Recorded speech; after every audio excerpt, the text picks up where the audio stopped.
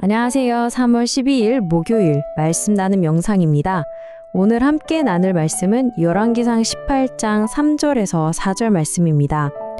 아합이 왕궁 맡은 자 오바댜를 불렀으니 이 오바댜는 여호와를 지극히 경외하는 자라.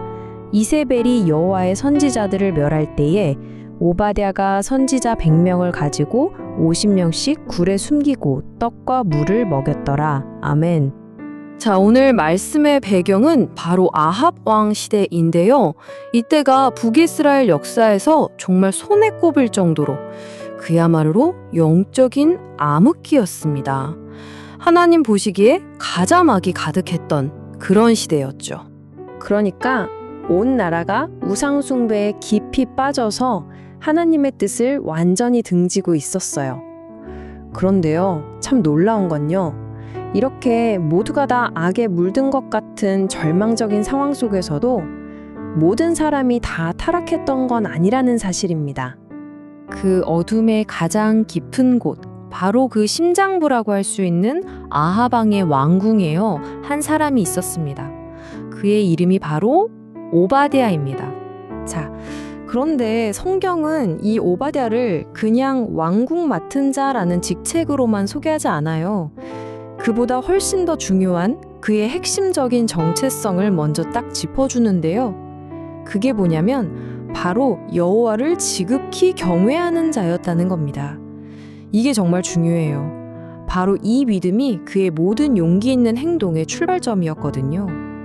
그의 믿음은 그냥 말로만 그치는 게 아니었습니다. 진짜 행동으로 증명됐죠.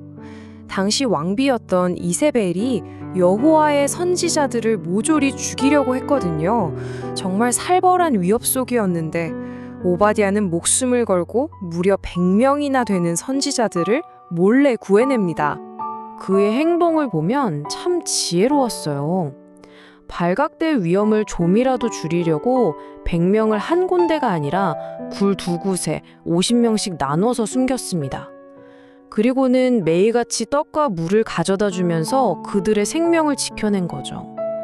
이건 정말 자기 목숨을 내건 엄청난 헌신이었습니다.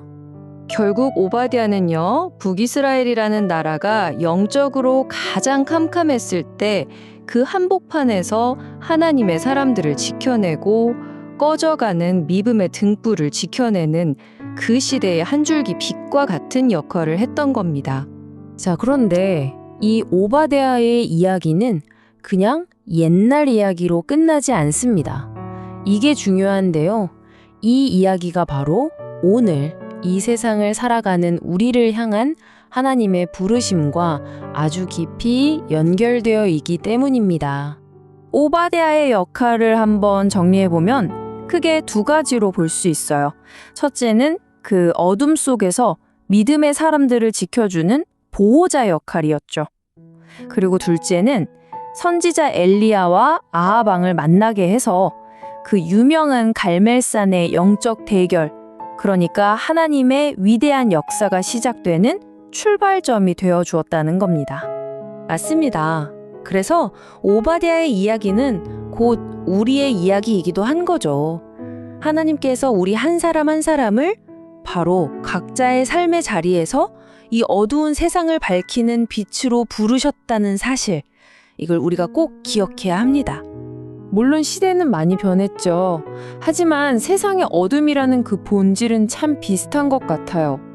오바댜 시대에는 하나님의 사람들을 대놓고 죽이려고 했다면 지금 우리가 사는 시대는 어떻습니까? 이웃을 함께 사랑해야 할 대상이 아니라 내가 이겨야만 하는 경쟁 상대로 여기잖아요.